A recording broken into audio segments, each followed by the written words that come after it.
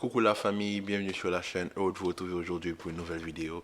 Nous venons d'assister à une superbe rencontre de football entre Arsenal et Liverpool. Une mi-temps pour Arsenal et une mi-temps pour Liverpool. Le momentum de Liverpool a énormément fait mal à cette équipe d'Arsenal. Malheureusement, ils n'ont pas eu la capacité d'aller chercher cette victoire, même si pour moi, il y a deux discussions, il y a deux décisions arbitrales assez litigieuse, que je veux dire. Le premier penalty accordé à Mo Salah qu'il rate n'est pour moi en aucun cas un penalty. Et à la toute fin du match, l'action où Gabriel littéralement est en train de faire un marquage au corps à corps avec Mo Salah, je pense que sur cette action-là, on peut accorder le penalty à Liverpool. Mais quand même, Liverpool qui arrive quand même à décrocher un 2-2 après avoir été mené 2-0 dès la première mi-temps. On va revenir sur certaines actions, mais moi déjà, Liverpool, ils peuvent avoir fait un bon match, je ne vais pas les rater.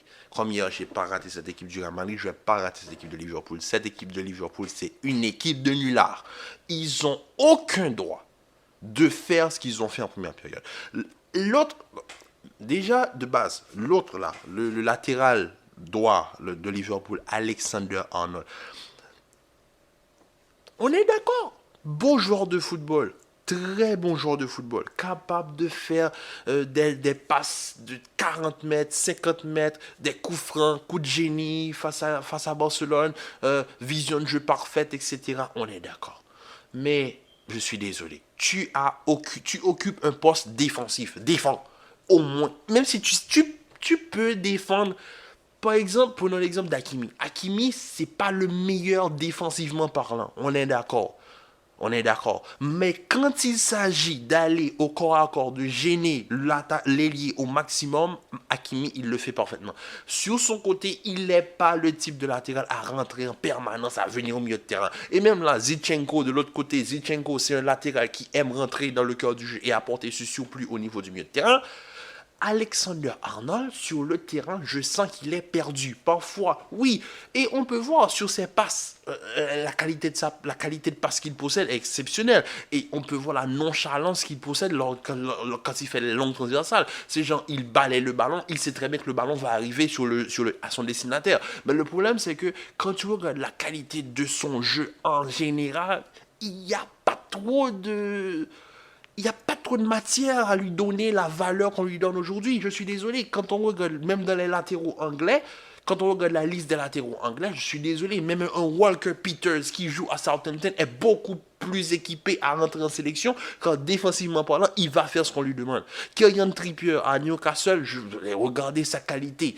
Coup de pied arrêté, il le fait aussi. Passe longue, passe courte, il le fait. Mais à la différence d'Alexander Arnold, il joue à Newcastle. Et maintenant, configuration de la chose, c'est Newcastle qui part pour l'Europe et Liverpool qui essaie de se battre pour une conférence league. Donc déjà, je peux vous dire que même Kieran Trippier est devant en termes de hiérarchie et Kyle Walker, on n'en parle même pas. Et même pour moi, il y a un défenseur, il y a un latéral anglais qui pour moi même passe avant Alexander Arnold dans ma hiérarchie à moi. Il s'appelle James Tavernier et il joue aux Rangers en Écosse.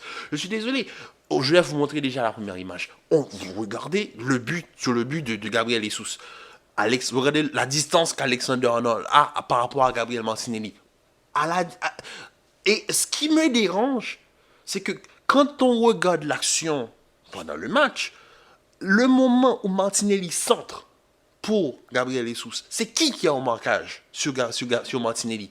C'est pas Alexander Arnold, c'est Konaté. Konaté est devenu plus un latéral qu'Alexander Arnold. Il est rentré, il est passé dans le dos de Konaté, ce qui a demandé un certain effort où Konaté a dû dézoner, laisser sa place et aller combler le trou qu'il y a sur le côté et le gêner Martinelli.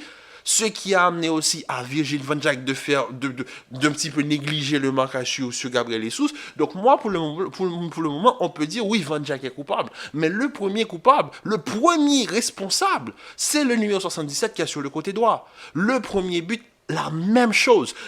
Robertson, déjà la prise de balle de Saka, c'est de l'art. Saka prend la balle, une passe de Ben White qui coupe les lignes. Saka qui récupère, qui arrive à se retourner. Robertson qui tombe. Mais déjà, comprenez bien, on va en parler. Robertson tombe. Saka accélère, il joue dans l'axe, il trouve Martinelli. Ok, on a un Alexander Arnold qui aurait dû être au marquage sur Martinelli, ce qui n'a pas été le cas du tout. Du tout. Martinelli arrive à se redresser. Bon, déjà la balle rebondit sur le pied de Van Dijk qui revient sur Martinelli. Martinelli a le temps de se redresser, d'arranger. Et au fait, le joueur qui arrive un petit peu à le gêner, et c'est pour ça qu'il met juste sa petite pointe qui arrive à tromper Alisson, c'est le retour de Robertson qui, lui, en tombant, était déjà en retard au début de l'action. Et à côté de Martinelli, qui est là? Alexander Arnold, mais qui ne met même pas un pied pour gêner le joueur. C'est le retour de Robertson qui gêne complètement l'action de Martinelli. Donc, en première période, les 2 premiers buts responsables Alexander Arnold. Je sais qu'il y a beaucoup de gens qui tombent sur Van Dijk. Moi aussi, le premier but, je suis d'accord. Van Dijk, défenseur central de renom, soi-disant un défenseur de classe mondiale, le ballon arrive, tu dégages, tu m'envoies ça en corner. Tu ne fais pas. Je ne sais pas ce qu'il a essayé de faire. Au fait, on peut dire oui que la balle vient taper sur son pied et revient dans l'axe. Je suis désolé. Fais quelque chose. Il est là, il court. Mais pourquoi la balle rebondit? C'est parce que tu ne fais que reculer. Si peut-être tu faisais face au jeu, il aurait pu prendre possession de cette balle. Non, il recule en ne regardant même pas le jeu. C'est ça le pire. Il recule, il regarde tous les autres joueurs de son équipe, sauf lui. Il ne voit même pas la balle lui arriver dessus. Donc la balle rebondit et va trouver Martinelli. Donc franchement, on ne va pas se mentir. Arsenal en première mi-temps, ils avaient la capacité d'aller tuer cette équipe de Liverpool parce qu'ils n'étaient pas du tout dans le match. Du tout. Retour à la mi-temps, Liverpool prend le match en main. Et ça, on va en parler. Liverpool prend le match en main et Arsenal ne fait que subir. Arsenal n'arrive même plus à sortir. Ils arrivent à peine à trouver Gabriel Jesus. Gabriel Martinelli, il essaie. Odegaard, ils essaient. Saka, ils essaient. Mais au retour des vestiaires, il y a un joueur qui s'est montré au haut niveau. C'est Andy Robertson. C'est le retour de Robertson c'est Robertson qui, pour moi, est l'élément déclencheur qui amène cette solidité défensive. Parce que bon, dans tous les défenseurs qu'il y a derrière, il y en a 2 sur 4 qui fonctionnent. C'est-à-dire qu'il y a Robertson qui, sur une action, je vais vous montrer l'image, Martinelli joue sur le côté gauche. Qui aurait dû être au marquage sur le côté gauche? C'est le latéral droit, c'est-à-dire Alexander Arnold. Regardez qui sort de son poste de latéral gauche pour venir combler le poste de latéral droit. Et sur l'action, c'est pas une action de contre-attaque où les deux, parce qu'on connaît très bien les latéraux de Liverpool, c'est eux qui tirent les coups de pied arrêtés. C'est sur une phase de jeu posée, c'est une phase de jeu construite. Donc, sur la phase de jeu de construction que propose Arsenal, il a fallu que Robertson abandonne son côté gauche pour aller au marquage directement sur Martinelli. Ça n'a aucun sens. Moi, je le dis, on va penser que je n'aime pas Alexander Arnold. Pour moi, c'est un bon joueur. Moi, Alexander Arnold, je le place au milieu de terrain. Il est 10 fois plus fort que ce qu'il produit sur le côté. Alexander Arnold n'est pas rapide. Il défend très peu. Il défend très mal. Très peu et très mal. Donc déjà, ces deux-là, ça ne marche pas ensemble. Donc, on va pas se mentir. Il y a moyen de faire beaucoup mieux. Arsenal, aujourd'hui, je pense que ce match-là va leur un petit peu redescendre de leur nuage. Ils étaient sur une bonne lancée, mais Arsenal, ils doivent comprendre qu'ils doivent aussi apprendre à gérer ces genres de moments où dans la saison, il y aura des moments de doute. Et pour un champion, ils doivent en sortir grandi et plus fort. On a senti l'absence d'un Saliba en défense centrale. Holding, il a essayé. Le pauvre, il a essayé. Mais on sait tous que le calibre de Holding ne peut même pas égaler celui de Saliba. Donc, franchement, aujourd'hui, Arsenal, ils ont fait que subir en deuxième période. Ils ont pu rien faire. Gabriel, à la fin du match, il met la main sur Salah, parce que c'est penalty pour moi. À la fin, il gêne tellement Salah qu'à la fin, il le fait tomber. Le premier penalty, pour moi, Jota se laisse tomber. Holding, voilà, le pied de Holding. Holding ne fait aucun geste. C'est ça le problème. Holding ne fait aucun geste défensif. Holding est juste là, il gêne. Jota tombe. Jota se laisse tomber. Il simule, et en simulant le pied de Holding vient se coller à son pied, et ça, j'entends penalty. Bon, déjà, au moins, il y a un Dieu pour les malheureux. Salah rate le penalty. Mais franchement, il n'y avait pas penalty. Dans beaucoup de matchs, ça ne se siffle pas. On vient à l'avant, on regarde l'action, il n'y a pas penalty. Bon, on peut dire peut-être il y a contact, mais oui, mais Jota se laisse tomber. Et c'est en se laissant tomber par terre que le pied de Holding vient toucher son pied. Donc il n'y a même pas vraiment contact au début de l'action. Donc déjà, là, on peut comprendre, bon, d'accord, on accepte penalty, mais heureusement que ça rate le penalty. Et pour moi, la prestation que j'aimerais souligner, c'est en deuxième période, Arsenal, je pense, et comme je vous dis, c'est suite à ces genres de moments de doute où on reconnaît un vrai champion. Arsenal, ils peuvent remercier la prestation phénoménale de Aaron Ramsdale en deuxième période. Parce que sans Ramsdale, si c'était un autre gardien, je pense qu'Arsenal aurait perdu. Ramsdale a su tout faire, je dis bien tout faire, pour que Arsenal sauve le match nul. En fin de match, sur l'action où Konaté met son corps, la parade sur la ligne, elle est parfaite. On ne peut rien dire. Et Ramsdale, juste pour revenir sur un fait de jeu, en première période, il y a ce moment où Ramsdale dit qu'il ne voit pas et qu'il demande de check-in. Les moments de time-out d'Arsenal, les arbitres doivent commencer à comprendre. Ramsdale, parfois, on lui fait rien du tout. Et il dit qu'il ne voit pas, qu'il a un problème au bras, qu'il a un problème. Pourtant, il n'a rien du tout. Et à ce moment-là, qu'est-ce qui se passe? D'habitude, les joueurs... les joueurs sont tout autour d'Arteta et Arteta est en train de leur donner des tactiques. Pour moi, c'est un time-out. En fait, c'est comme un time-out. Vu que dans le football, on ne peut pas faire comme le basket, il n'y a pas de rotation et de time-out. Donc pour moi, Arteta a bien dit à Ramsdale, je vais te faire un petit signe quand je te fais... Parce que je pense que ça ne se fait pas tout comme ça chaque fois. À chaque fois, ça arrive. Donc pour moi... Arteta a inventé un petit code où Ramsdale sait tout ce qu'il doit faire pour pouvoir ralentir le jeu, donner un moment de temps mort pour que les joueurs puissent venir autour d'Arteta et lui qui puisse passer les consignes et ajuster et faire des ajustements tactiques tout en étant sur le banc. Et ensuite, pour finir la vidéo, la tête de Firmino. Firmino qui aujourd'hui devient le buteur, c'est le joueur ayant marqué le plus contre Arsenal dans l'histoire. Donc un super but de la tête. Ramsdale était en retard sur l'action malheureusement, mais franchement super but de la tête. Firmino qui quittera Liverpool cette saison, en fin de saison. Donc franchement il quittera Liverpool avec une bonne image. Dès qu'il rentre, on voit que c'est le joueur que dès qu'il rentre, il vient se battre pour l'équipe.